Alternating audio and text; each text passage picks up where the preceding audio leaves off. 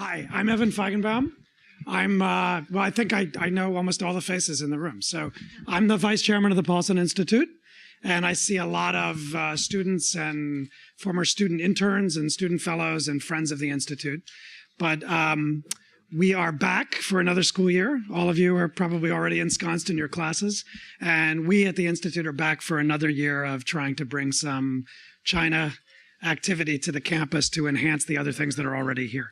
So I know you want to hear from Nick, so I'm just going to say three very quick things.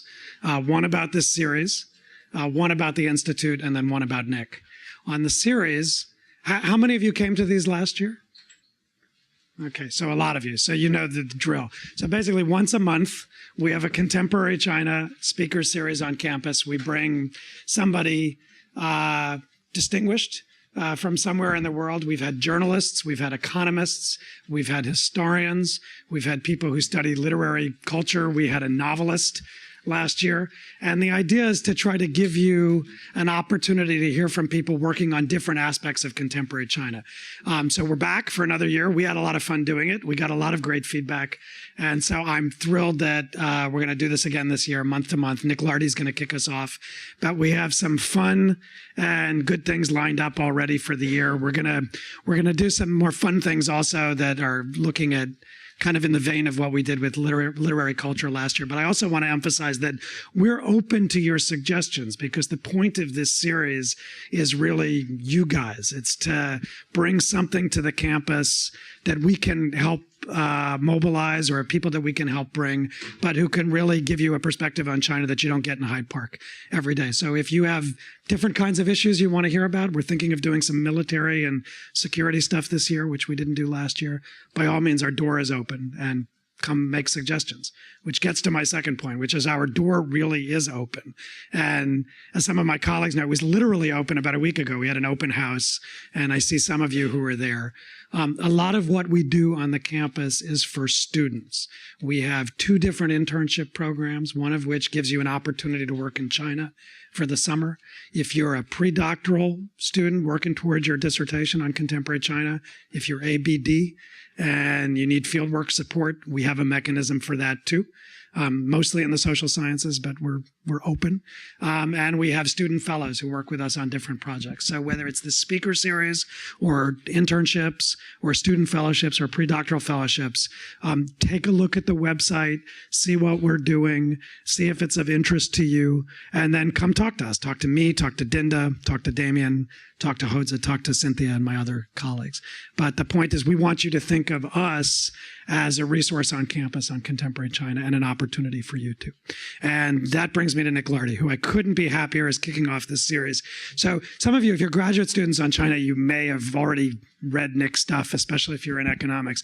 But I will tell you, as somebody who started on my PhD in the early 90s, but was starting out in the China field in the late 80s, Nick was already the guy. I grew up with Nick Lardy, reading Nick Lardy. So in the 80s, it was economic growth and distribution in China. Then it was China's foreign trade reforms. Then right around the time China entered the WTO in 2001, he wrote the seminal book on China and the world.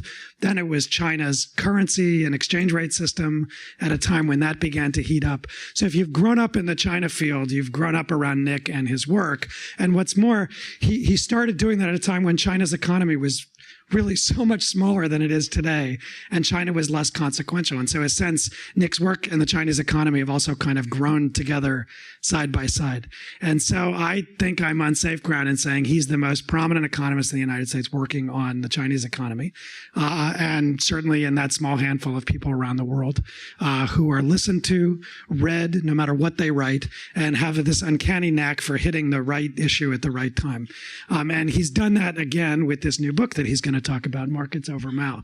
So if you've picked up a newspaper in the last year or two, you hear this relentless narrative about the Chinese economy. It's a state capitalist system that's running out of gas. The state dominates. The state-owned enterprises are the backbone of the economy.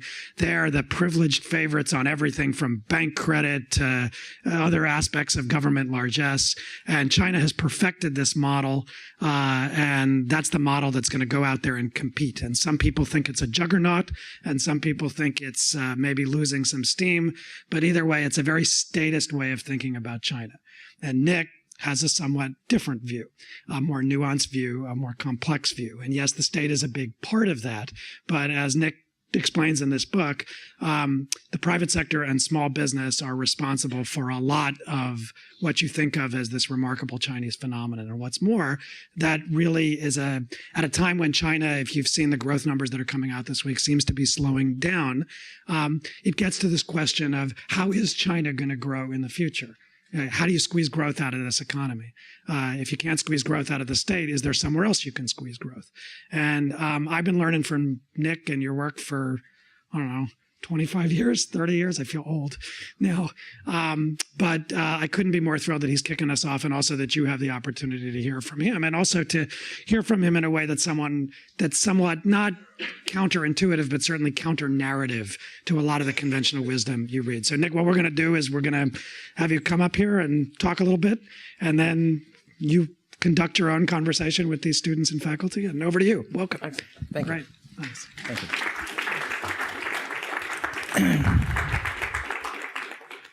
Well, thank you all for coming. Thank Evan for that introduction. Thank Hank Paulson for setting up the Institute. I'm delighted to have a chance to see it up close. I've been learning about it from Evan and on the website and some of the very interesting publications, but I haven't actually had a chance to come to the University of Chicago and see how they're operating. Well, Evan's told you, I think basically my view is that most of the good things that have happened in China on the economic sphere over the last 35 years have been due to the rise of the private sector. It's produced most of the output, most of the growth of output. Almost all the growth of employment is in the private sector. A very large share of exports. Export growth now comes from private firms. I think there was a concerted effort, particularly in the Hu Jintao-Wen Jiabao period, to develop a model of state capitalism. That I'm going to talk a little bit more about that. But just to give away the main point, I think that effort has failed. That the firms under SASC have had, yes, they're huge, their profits have grown enormously, but if you look at something more important like return on assets, they're earning far less than their cost of capital. They're a big drag on China's economic growth. So in response to Evan's question, I think part of the way forward for China is to open up those sectors of the economy where the state still does dominate and there's a lot of inefficiency. So I'm going to just start out with two slides that I think are fundamental to understanding the rise of the private sector, and then go on to talk about some of the myths. And I maybe some of you aren't going to be able to see the screen, but we'll see. The first fundamental is that even though, and one of the books that Evan didn't mention was a book I did on the banking system, and so for people maybe like Mr. Paulson or myself, or people interested in the financial sector, we tend to be preoccupied with banks and capital markets and so forth. But the slide shows you that in the 2000s, for example, 70% of all investment in the non-financial corporate sector was financed with retained earnings. So retained earnings have been the major source of investment funds in China. It was not true in the 80s, and remember in the 80s, firms still had to send most of their profits to the Ministry of Finance, and it got reallocated through the planning system. That gradually got phased out. And you can see in the latter part of the slide, even when we had this massive growth of bank credit in the global financial crisis period, still 56% of all investment was being financed with retained earnings. Now, the second fundamental is this. This is looking at the industrial sector, which was producing about 40%, 2/5 of China's GDP when reform began, and is still very, very important. It's a much larger sector in relative terms than in most economies. And this is showing us return on assets of state companies versus private companies. And the takeaway is that state companies began to close the gap a little bit after the Zhurongji reforms in the second half of the 90s. But particularly in the last, since around 2006 or 2007, the gap has opened up again. And private firms earn more than twice as much on their assets as state firms. And of course, so they have bigger retained earnings which they reinvest, and that's the major fuel for their economic growth. So what are the misconceptions that I want to address? One of them is, I must be pushing the wrong button here. One of them is that you still have the state capitalist system, that the economy is dominated by these big state companies. And I'm going to show you that that's not really true anymore. If you, again, you look at industry, state companies were producing most of the output when reform began, but by the time you get up to more recent years, the share of output being produced by state firms is down to about a quarter. Industry is a combination of manufacturing, utilities, and mining includes oil and gas. If you just look at manufacturing, which is far and away the most important segment, the share of state companies is now down to a fifth. So they dominate. They still have a fairly large share in the industrial sector, but it's to a considerable degree because their shares are very, very elevated in utilities and the mining, oil and gas sector. So this is a process of what I call displacement. State firms have not disappeared. A few of them disappeared in the Zhurongji years, but this is a process of displacement. Private firms have a higher return on assets, they grow more rapidly, and they take up more and more of the space in the industrial sector. If you look at it according to the way the Chinese break it down, there are about 40 subsectors within industry. You can see the ones at the top are where the state still has a very dominant position: tobacco, electric power, oil and gas. The average here, 26%, that's what you saw in the previous diagram. Then you start moving down the list. I can't show them all or the diagram wouldn't be legible, but there are 24 sectors out of the 40 roughly where the state share average is only 6%. There are dozens of sectors where this, like garments, furniture, state companies are producing 1 or 2% of the output. So this is very much an economy where the state firms are fading away. If you look at investment, which is very important, and this is just looking at manufacturing, you can see now that the share of investment in the manufacturing sector undertaken by state firms is down to about 10%. So they're producing about a fifth of output. They're only responsible for about 10% of the investment. That's largely because their profitability is very low. Their retained earnings are not so high, so their share of investment is relatively low. 73% is private domestic firms. Obviously, this doesn't add up to 100%. There's some foreign firms in the mix here, which also should be considered private. They're doing another 7 or 8% of investment. There are still a few collective firms around that maybe account for 3 or 4% of investment. So the overwhelming bulk of investment in the manufacturing sector is in private hands, particularly if you recognize that most foreign firms are wholly owned and they're owned by foreign private companies.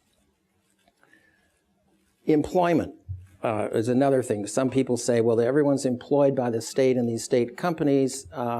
This is a time series showing you how many people are employed in state enterprises, what their share is of urban employment. The red line is really probably the one to look at most closely. And the share of employment in state enterprises is now down to around 13%. So 13% of urban workers are working for state-owned companies in the productive sector of the economy. This includes both industry and services. So the state does not loom so large anymore as an employer in China. So employment is not so important for the state. And finally, exports I mentioned. If you go back to the mid-90s, state companies were producing about 2/3 of the exports. That's the red line. Their share has been falling. Initially in the 90s, foreign companies took up the slack and became the most important source of exports from China. Their share had peaked in about 2005 and has been coming down. And you can see the private players who were not even in the export business until the 2000s now are producing 40% of all of China's exports. So these are not, these are indigenous, what I call local or indigenous private companies. So the foreign ones are in the 46%.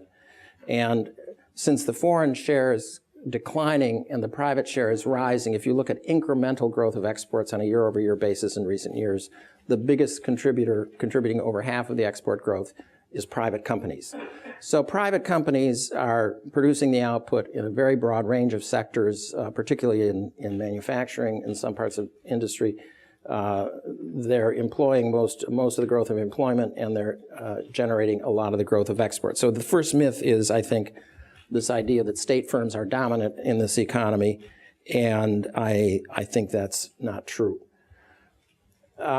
Another misconception, again, this goes to the question of these big state companies that seem to earn so much profits. Some of them do operate in very monopolistic industries where there are only a handful of state players. And as some of the critics have said, that they earn astronomical profits because of their protected monopolistic space. Other people have said, the economist quote here,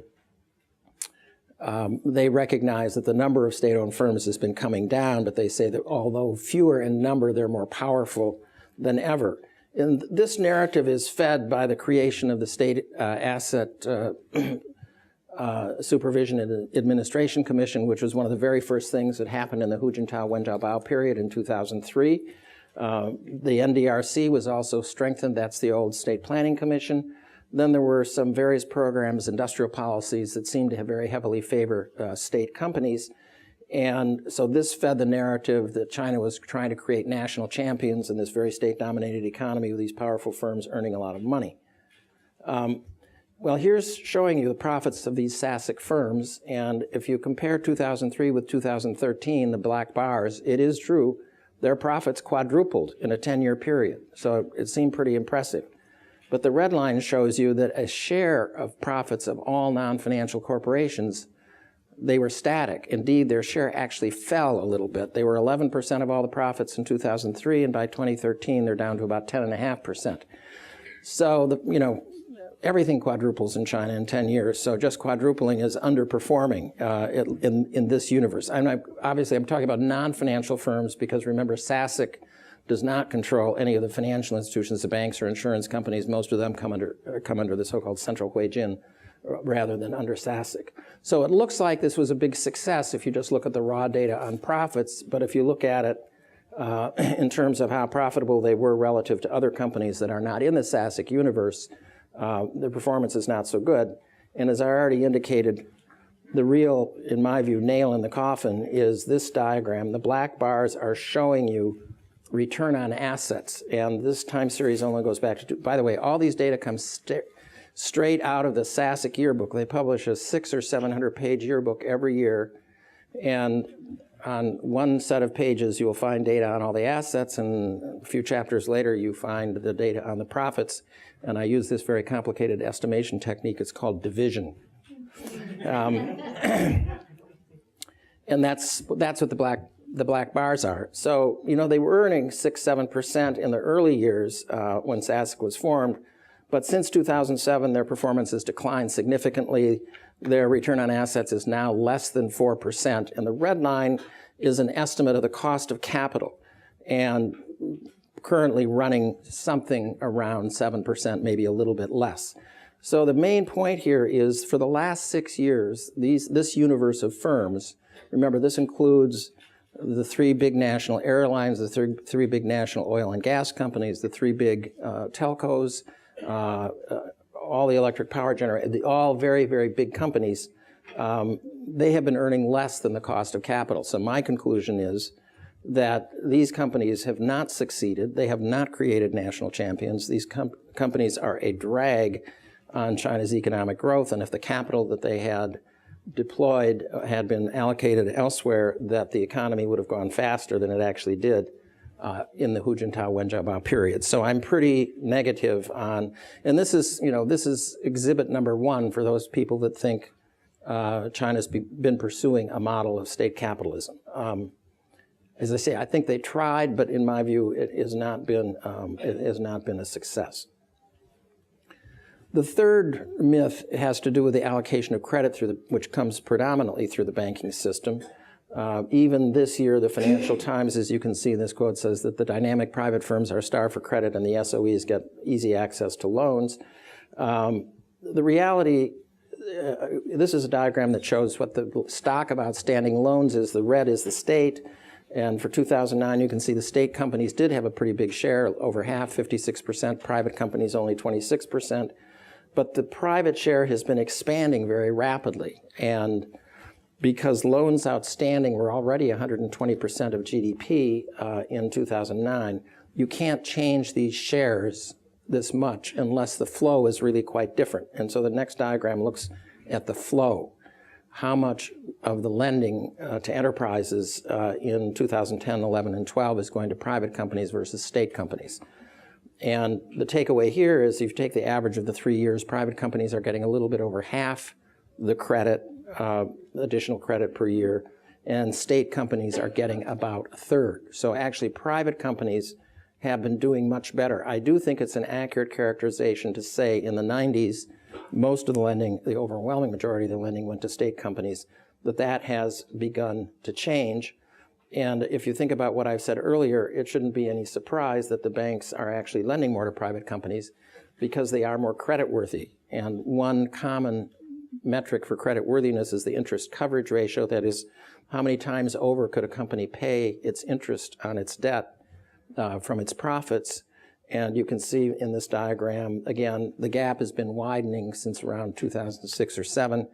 And currently, private companies are about twice as creditworthy as state companies. So my view is that if you were a banker in China and didn't know anything about the borrower, except whether he was a public company or a private company, you'd want to make the loan to the private company because on average, you have a greater likelihood that the loan's actually going to be repaid.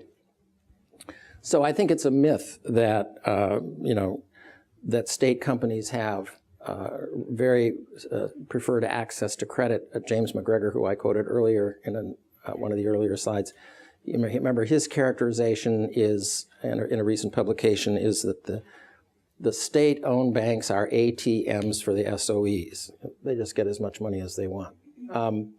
So that's I think the third myth. I think the last one I want to take up is kind of revisiting one of the earlier issues. Did the Hu-Wen era lead to a resurgence of the state? Well, they certainly didn't lead to much of a resurgence looking at the universe of SASIC companies, but there are a lot of other state companies that are controlled at the local, provincial, and local level. And so this diagram shows you actually in the industrial sector, which is still the most important part of the economy for most of this period. And some people think that this turnaround came in, after 2003. Some people think that the favoring of the state started during the global financial crisis by 2008. If you look at the right-hand side, it doesn't really matter how you divide up this 10-year time period.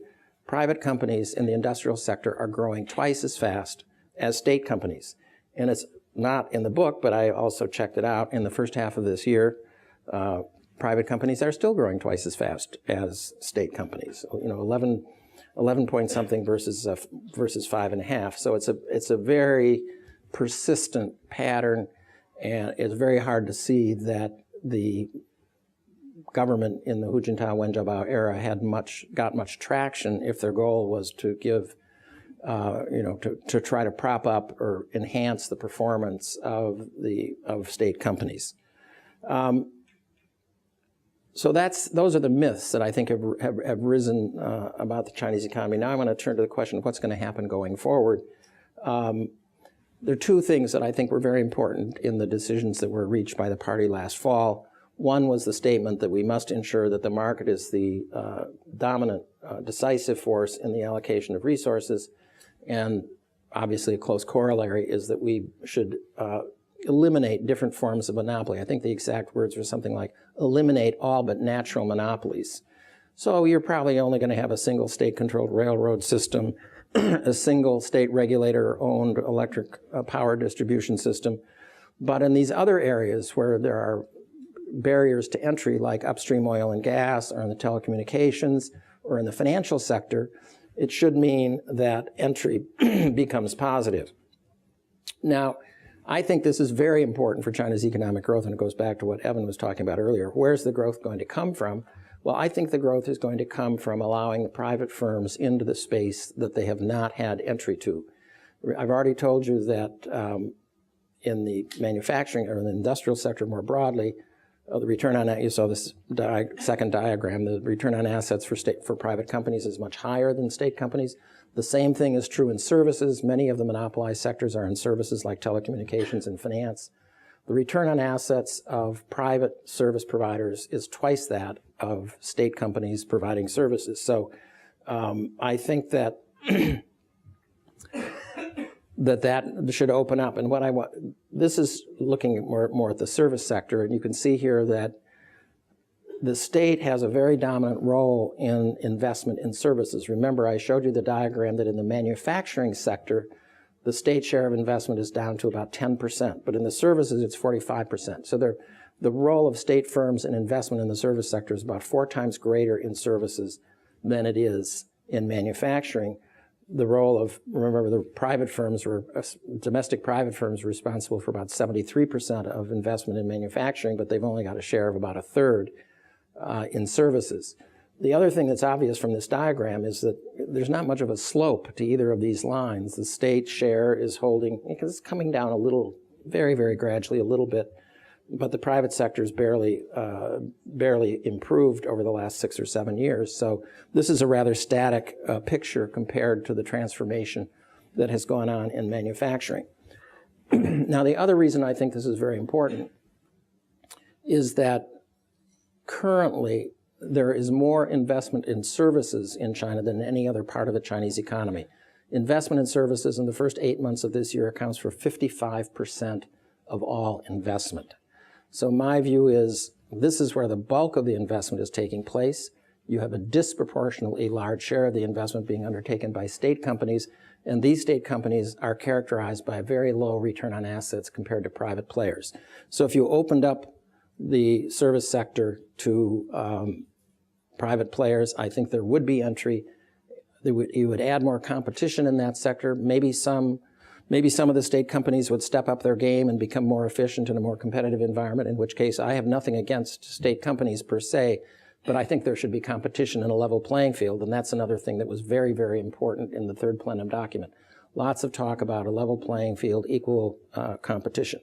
And the same thing is true. I'm not showing you oil and gas, but in oil and gas, the 3 big state companies are responsible for about 95% of all the investment in the industry. And if you take Sinopec and CNPC, which control about 3/4 of the assets in the industry, they have a return on assets that's half of ExxonMobil or Chevron. They're very, very inefficient, despite the fact that they have basically a monopolistic position in the market. This is giving you a little bit more on modern services. The red bars, again, are the state, looking at financial intermediation, IT, information technology, and so forth. And again, overall, in some of these sectors, the state's responsible for more than 60% of the investment. So here's a tremendous opportunity for liberalization, getting rid of some of the monopolies, letting capital flow to private firms, which have higher returns. This is extremely important in the current environment, remember, because I think everybody has agreed, including the top leadership in China, that investment as a share of GDP is way too high. That needs to come down. And the hard landing crowd is telling us, well, when the investment goes from 50% of GDP to 40% of GDP, the growth is going to slow down dramatically because there's going to be much less investment. But if you undertook the reforms that would allow a larger share of that investment to be undertaken by more efficient private players, that would be a tremendous offsetting factor so that you could maintain a reasonably high growth rate even as the investment share of GDP fell and you had more consumption-driven growth. So that's the story. Private businesses are the driver of growth. I don't think China has a model of state capitalism. I don't think the state had much of a resurgence, if any resurgence at all, in the 10 years of Hu Jintao, Wen Jiabao. I would also add this last kind of parenthetical comment. I think the fact that banks have transformed their lending practices does also suggest they are more commercially oriented than many of the critics are saying that they made a lot of bad loans and things are, the financial sector is in potential difficulty. But when you look at how large a share went to private players, I think that tends to be a slight offset. States not that important in terms of, state firms are not that important in terms of employment. And the way to support growth is to further liberalize the service sector and upstream oil and gas. That's it. I hope we have time for questions.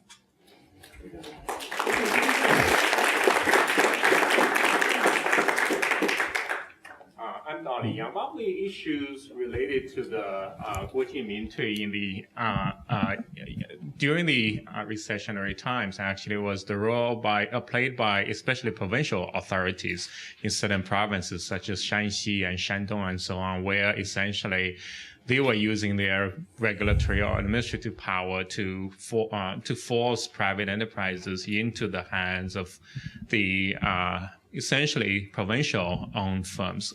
Could you comment on that? Yeah, well, I think this was a very important phenomenon, but my interpretation of this renationalization or nationalization of a lot of the coal mines in Shanxi province was primarily due to safety.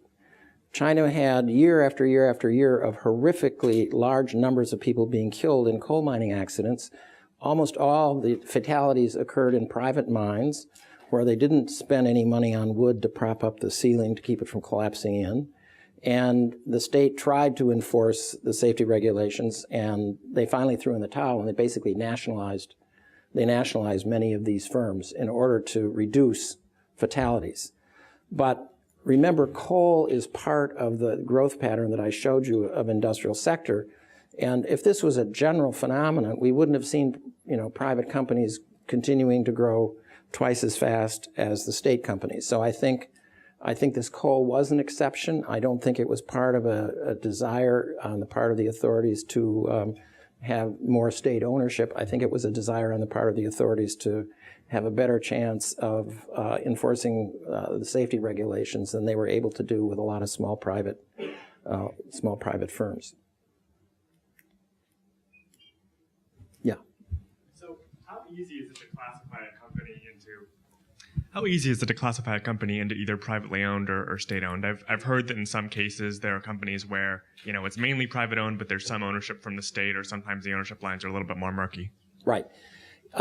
This is a big problem in China historically, because in the old days we just had state-owned enterprises and we had private enterprises. Then when the company law was introduced in 1994, which created the possibility of limited liability corporations, we have a very large universe of limited liability companies that have shareholding form of ownership, and you can't tell without forensic analysis of who are the owners. And so beginning in about 1998, the statistical authorities in China introduced this concept of control, Konggu. So they have Guoyou Konggu, that's state-controlled companies. These are companies, for the case of the state, it includes those traditional state-owned companies, ownership by the whole people, that old language. It includes all those firms. It includes all those state-owned companies that have been corporatized, in which the state remains the sole majority or dominant owner. So that's the definition, and it's the same thing for the private, the Sing Konggu. If it's a limited it includes all the registered private companies, which are easy to identify. But for the limited liability companies, again, if it's solely owned, majority owned, or dominant owner by private parties, then it is classified in the private controlled category. Now, there's some ambiguities. For example, how do you classify all these joint ventures that SAIC has with General Motors and Audi and these other companies? They're 50-50 joint ventures. Well, actually looked in the 2000, and we get these complete, you can get a data set for every single firm, and you can see, so you can check those joint venture companies. They're classified as joint venture companies, but in the control category, they're classified as state-controlled. So that's an example of where, okay, it's 50-50. Which bucket are you going to put it in? Well, they've put it in the state-controlled bucket. So now remember, there are about 6.6 million private companies. Now, about 6 million of them are registered private companies, so there's no ambiguity. There's absolutely no state participation. About 600,000 of them are limited liability companies where a private party is the sole majority or dominant owner. Yeah. Yeah, just as a follow-up to that question, I'm thinking of an example of Huawei when they applied for an investment project in the United States, and I believe it was denied by CFIUS. And I'm thinking of some times when even we're talking about nominally private companies in China, there seem to be some concerns on the American side by people in the government that there is some sort of relationship between Beijing and these private companies. I was wondering if you could comment on that kind of ambiguity. Well,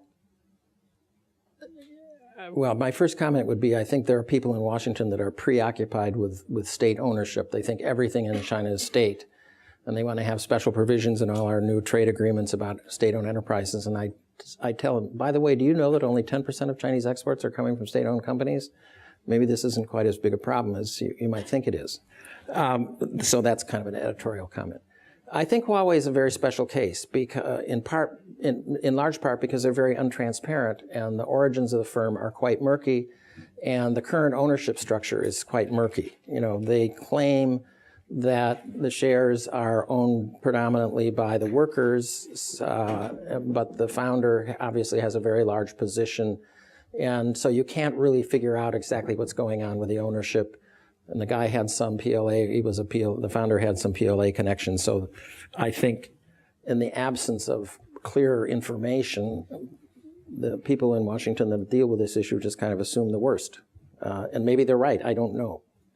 I would say there's not enough information. Yeah. I have a question.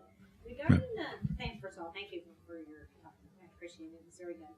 The question I have is around the services sector. So when you show that the investment by the government in the services sector is percentage-wise high, and the services sector is sort of the rebalancing of the economy that is looking to be happening is in the services sector, that seems like a double challenge for the Chinese economy then. If you have a higher government investment, their investments are lower return on asset, and you're looking to migrate more over to the services economy. So can you comment on that challenge?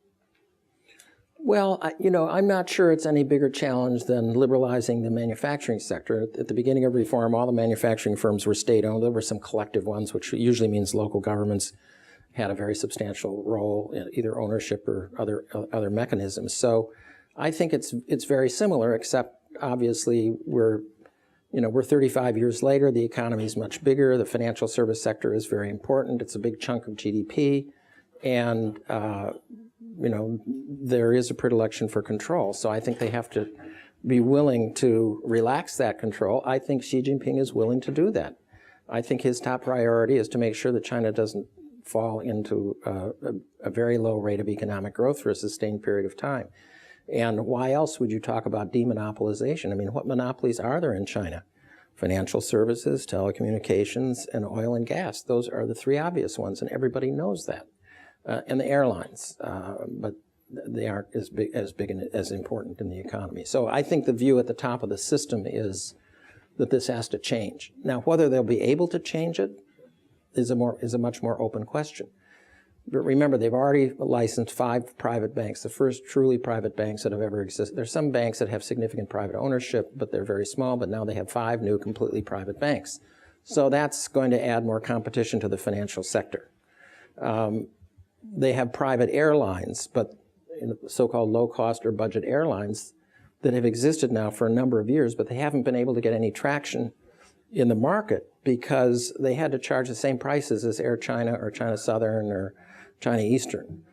Now, starting last year, or maybe earlier this year, I don't remember, they said, well, they now have some flexibility to set their own prices, so I think they're going to be stronger competitors. They'll take market share away from the incumbents unless the incumbents can become more efficient and cut their costs. So it's happening in some sectors.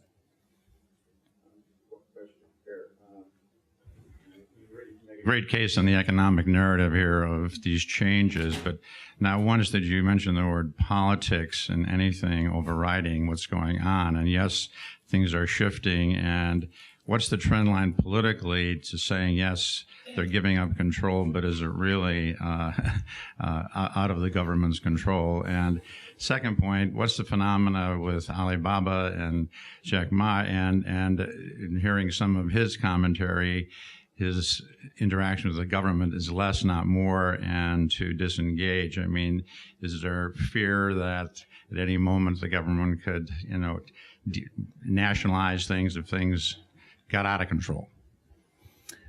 Well, let me start with the Alibaba part. I think,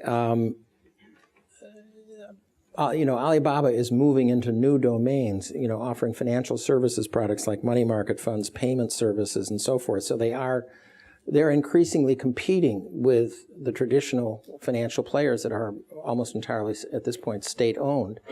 But yet they have not been shut down. They have not been precluded from moving into these businesses. I think they're, along with several other internet companies that are offering financial services, money market funds that pay much higher interest than the banks pay, et cetera, et cetera. This is a very disruptive process to the monopoly positions of existing financial institutions. But the government hasn't shut it down. They're allowing it to proceed, which I take to be a fairly encouraging sign. The banks, of course, are complaining bloody murder that this is unfair and blah, blah, blah. But so far, those new products are still growing fairly rapidly, and they're going to be a larger force in the marketplace. And I don't think there's any question that Alibaba is a private company. Obviously, it has to be worried about potential government regulation.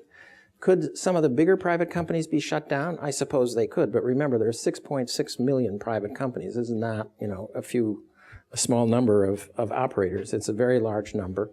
And they're contributing, if you look at the details in the book, all the growth of employment in China since '78 is accounted for by the private sector. What is the number one issue from the point of view of China's political leaders? Well, employment. They don't want a lot of unemployment. And it's been very clear over the years that that's a very, very high priority. They're concerned about inflation when that happens, and they're concerned about slow growth of employment in the modern sector. And, the private sector is contributing to the growth of employment. Indeed, it's responsible for most of the growth of employment. And it's also helping on the inflation front because it's a highly productive part of the economy that's producing goods at, lower costs than state players can do. So, I don't think they're going to nationalize these companies. Maybe if there's some egregious behavior that maybe somebody could be subject to some legal, action, but kind of closing down the private sector. Remember, I didn't mention it earlier, but the best estimate which came out of Deutsche Bank a couple of years ago is, and I think it was for 2011 or 12, I can't remember, that the private sector is now producing 2/3 of GDP, and that was 2 or 3 years ago. By now, we're probably closer to 3/4 of GDP. And if you try to shut it down, what's going to happen? It would be a complete disaster. The state and the party don't know how to run these companies. And the fact that they don't know how to run companies is shown by the fact that the companies that they do have enormous influence over and do own are terrible performers. So.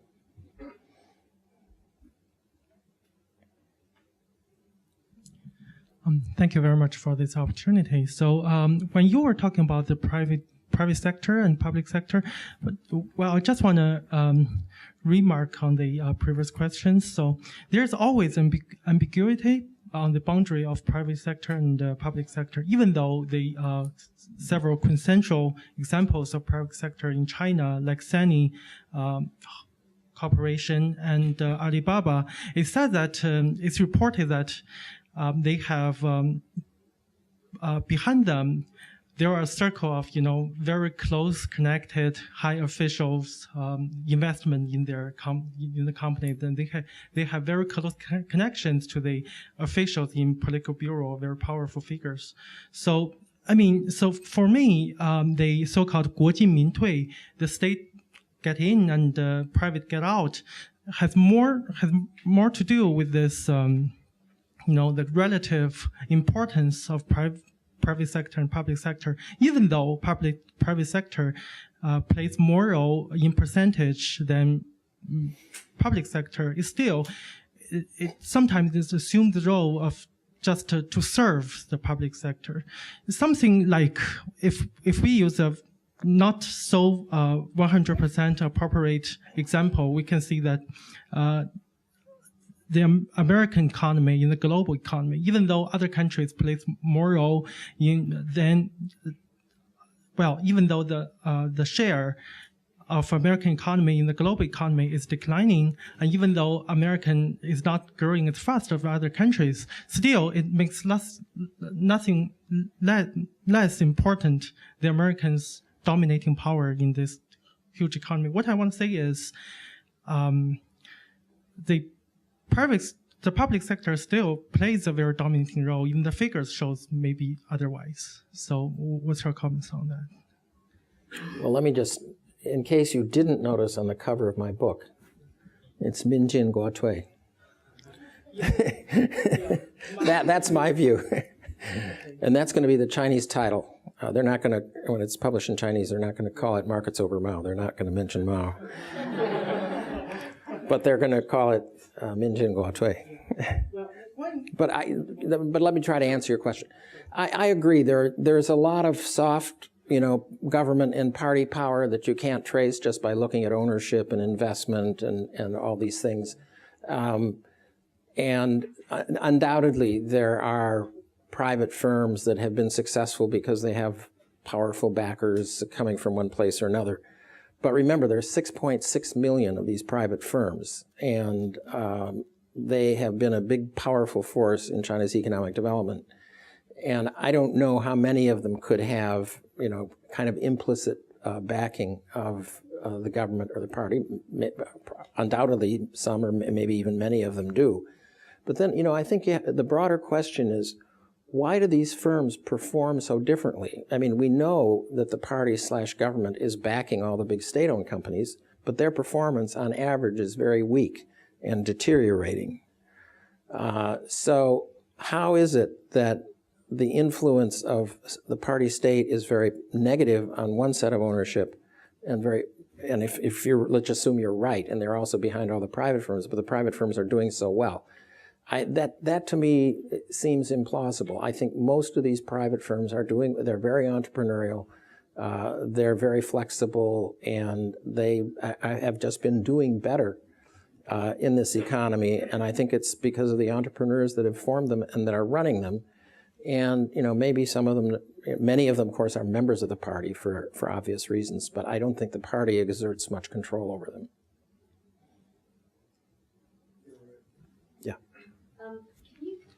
Can you talk about the Communist Party in the context of this economic analysis of the economy? I'm confused because on one hand you see Xi Jinping talking about, the increasing importance of ideological work and the mass line and all this kind of stuff, but at the same time, what you're seeing, it sounds like, is the Communist Party kind of withdrawing from economic control. So can you tell us how you see the Communist Party moving forward? Well, this goes back to an earlier question that I only half answered. Well, I think Xi has the similarity with several of his predecessors. He wants to maintain very tight political control and undertake the economic reforms that are necessary to keep the economy moving ahead. Now, I don't think this is a recipe that's going to work indefinitely, but it's worked for quite a while, and it may work for another 5 or 10 years or even longer. And so I think that's what we're likely to see playing out. I'm not expecting any liberalization on politics or the internet or these things. I think the game is to assure rapid economic growth. I think the thing that is changing is that the party/government is under more pressure. We talked about this earlier, to respond to popular demands for improvements in food safety, for programs that would improve the environment, for better healthcare, for better education, things like that. I mean, these are public goods in every economy. And so I think the way we're seeing Xi moving is to get away from the micromanagement of firms and to provide the kinds of public goods that are not going to be provided, at least not overwhelmingly, by the private sector. Although in healthcare, there's a big expansion of the private sector underway, but I would still say at the end of the day, for a considerable period of time, most education and probably most healthcare is going to be provided through the government. And there's lots of room for improving the quality of those services, and I think that's the pressure they're feeling from the grassroots level, and it's pretty obvious, particularly in the case of the environment. Let me just say one more thing. One of the things that I don't mind telling you about the book is there is a footnote on a certain page where I actually found the number of paid party positions in China. I can't tell you how many political scientists I asked this question. How big is the party apparatus? I'm not talking about the 87 million members, people that think you get ahead in China by joining the party or whatever their reasons are. But people, like the first party secretary of this province and that city and so forth. It's only 570,000. I have it. It's 570,196 or something like that. That's the number of paid party positions in a country of whatever it is, 1.3 something billion people. It's absolutely teeny. So when people tell me the party's controlling everything, I say, well, these people must be working around the clock and be very efficient to be influencing everything. Not influencing, controlling. So I think that, you put that number in perspective, and I do think there are many people who exaggerate the reach of the party and the control of the party. I mean, if you stand up in Tiananmen Square and say, overthrow the Communist Party, you will disappear and never be seen again. That's easy to do. But, anything more sophisticated, it doesn't seem likely. Yeah. So when you speak of this rise of private businesses in China, what percentage of that growth is coming from, where is that growth coming? Is it coming from expansion of current businesses, or is it coming from new entrepreneur startups? Because, despite the fact that they have very good return on assets, small startups still have a lot of trouble in China to get bank loans. So what's your take on that? Yes. What part of the business the expansion is coming from startups and Well, I'll tell you a very interesting thing. If you look at the World Bank has these surveys and studies of dozens and hundreds of countries about the ease of starting a business. And China ranks something like 140th out of 160 some countries. Very difficult to start a business. You look at the numbers between 2003 and 2013, 25 million new private businesses were started in China. And that does not count the new, household businesses, because those aren't registered as enterprises. So it's 25 million either registered private companies or limited liability companies that are private. So then in addition to that, there was a huge expansion of these Guti, these family businesses or self-employed or whatever terminology you want to use. So it's a combination. Some private companies have gotten quite big and are contributing to the expansion of growth, but there are a lot of new companies that are starting. Obviously, a lot of companies go bankrupt also, as you would expect in a predominantly private market-determined, fairly competitive economy. Because remember, these companies are moving into sectors that, in general, have profit margins are not high in most of these sectors. So, I also want to comment on your observation about the credit.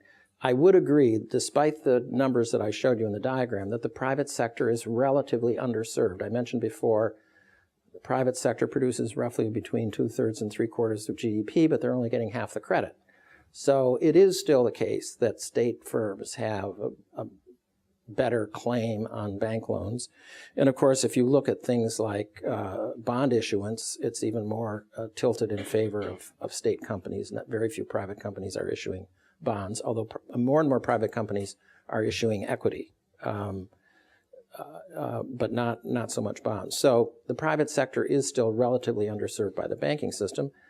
Part of it is maybe there's a residual bias in favor of lending to state companies. The other phenomenon, of course, is that a lot of these small startup companies have no cash flow, no assets, no collateral. And banks anywhere, well, Mr. Paulson could tell us, I don't think banks in any economic system are likely to lend very much money to these kinds of firms. So as we know, in China and elsewhere, people start by, borrowing from family and friends, or they have rotating credit associations to get going. And then if they're successful after a few years and they do have some cash flow and maybe do build up some assets, that they can begin to get access to the banking system. So it is true, if you look at the survey data, there are a lot of private people who say, well, no, I can't get a bank loan. That is undoubtedly true. But whether it's mostly because of the phenomenon that I just mentioned or because there's still a bias in favor of state companies is hard to say.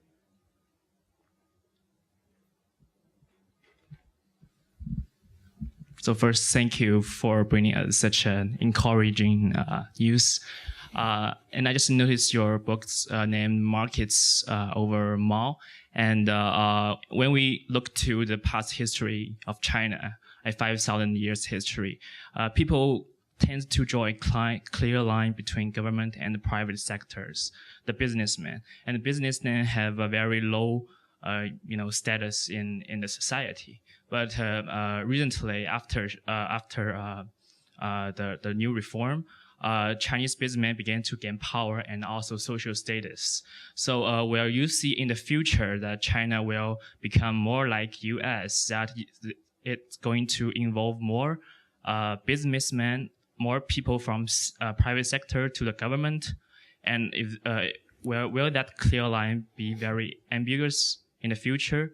And also, will that encourage another kind of corruption, such as we have here in America? Thank you. Well, that's a very interesting question. I mean, as you know, what we see so far is some very successful businessmen have become members of the CCCPC, or some of them even have become members of the National People's Congress. So they participate in this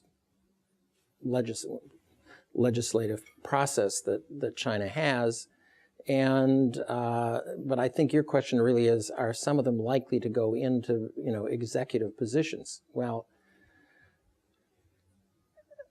I think we're a long way off from that. I mean, the only rotation you see now, and again, Mr. Paulson would know more about this than anybody in the room, but the heads of many of the biggest banks have rotated in and out of the central bank, or they go to the Securities Regulatory Commission or the Securities Regulatory Commission. So these are all the positions that are controlled by the organization department of the party.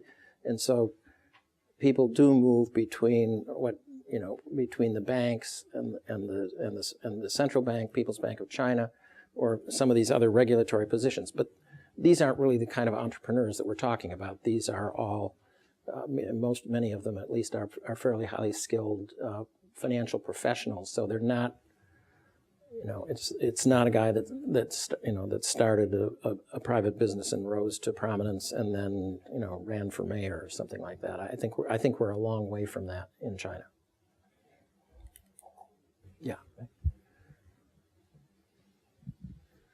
Mr. Lardy, thanks for the presentation. I have two questions. The first one is, you look at the data of the state company as a whole. Do you think there's a restructuring within the state company? For example, like there's a contradiction in the fact that according to data we saw that the state company actually shrinked especially after the global financial crisis, but at the same time in the news that people get a feeling that it's another rise of state company.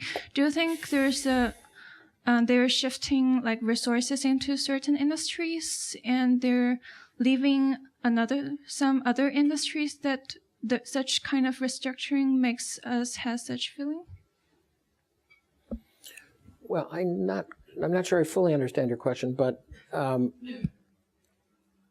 as I said, I don't think there's much evidence that there was a resurgence of the state. I can't see it in any of the data. Now, that doesn't mean that in some city or some province that some state firm got some benefit that allowed them to stay in business longer than maybe they should have based on purely economic criteria. There could have been some of that going on. But it couldn't be wholesale. Otherwise, you would see a different pattern of growth. If all the resources are going to prop up failing companies, then it's going to squeeze out credit to the private sector, and the private sector will grow more slowly. So undoubtedly, there may be isolated instances of this, but I don't think it was a general phenomenon enough to be reflected in the aggregate data.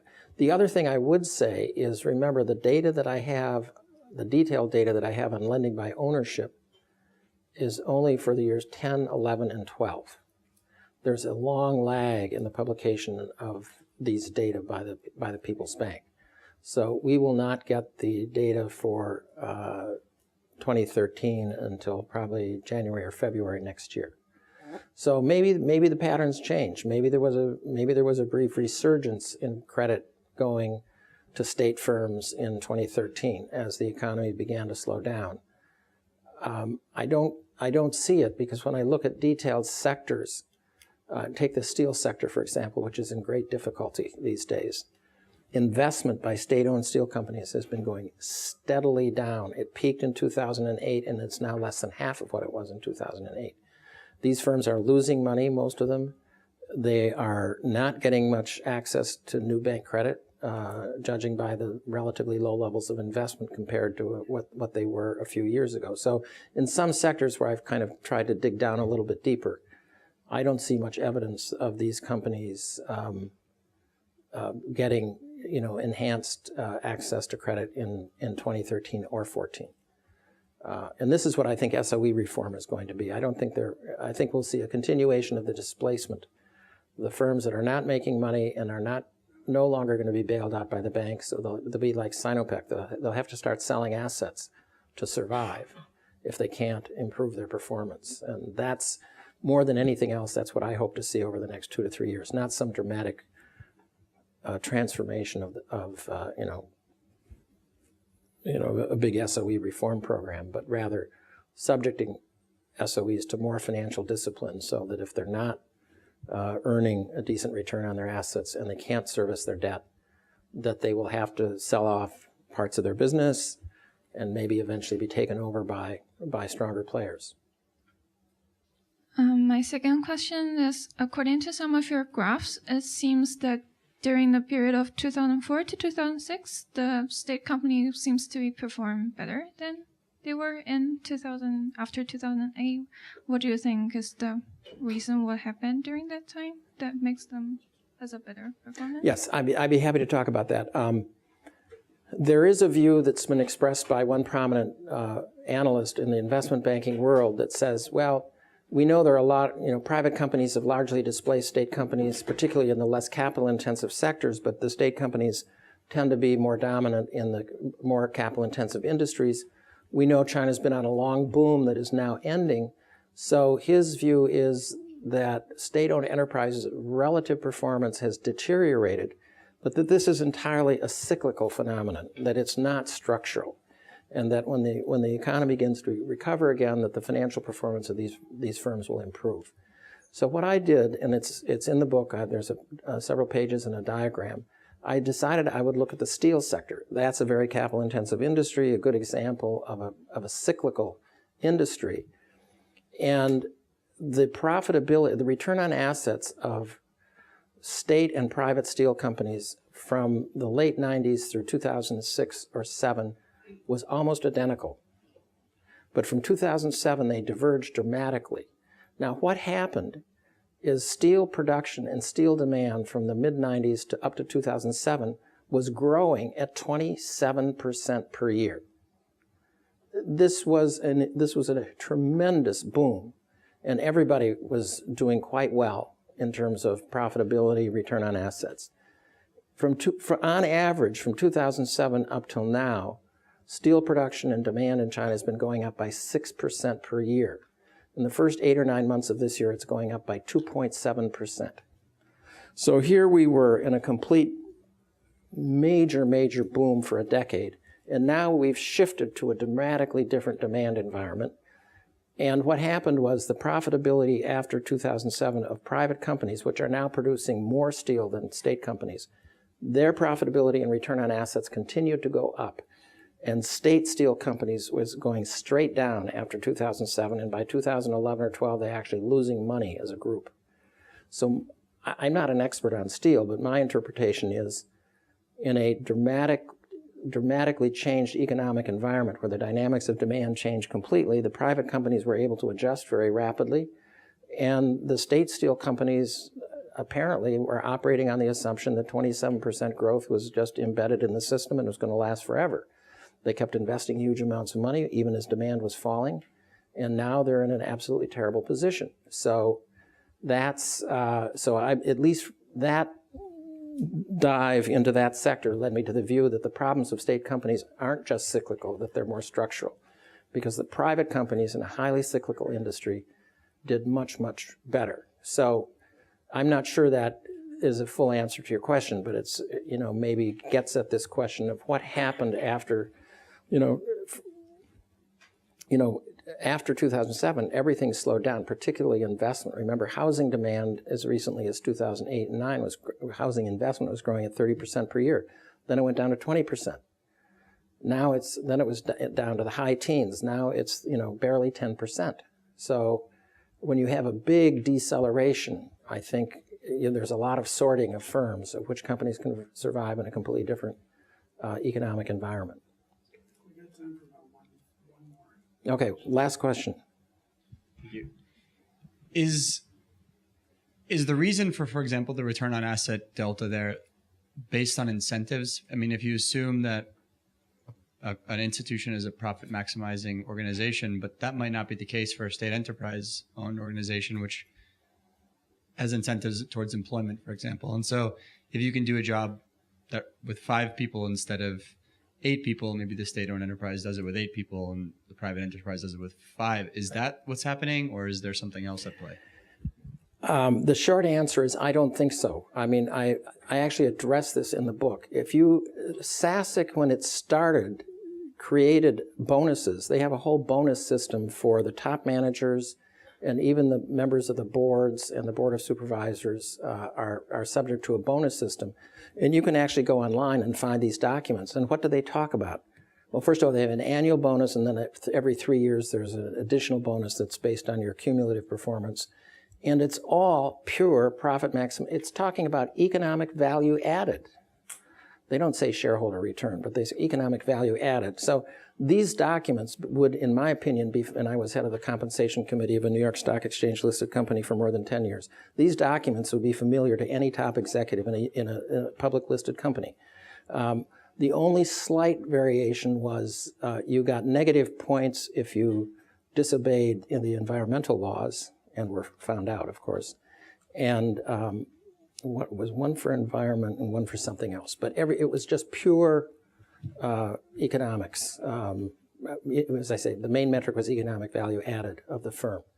So yes, the conventional wisdom is that state-owned enterprises are required to keep on extra employment and so forth, and that was certainly true in the 90s. I don't think it's true as much today, and I don't think that if you look at the bonuses, that these managers should be doing anything other than basically trying to get the best economic results that they can. Great. We usually break at 1:15. We're right there.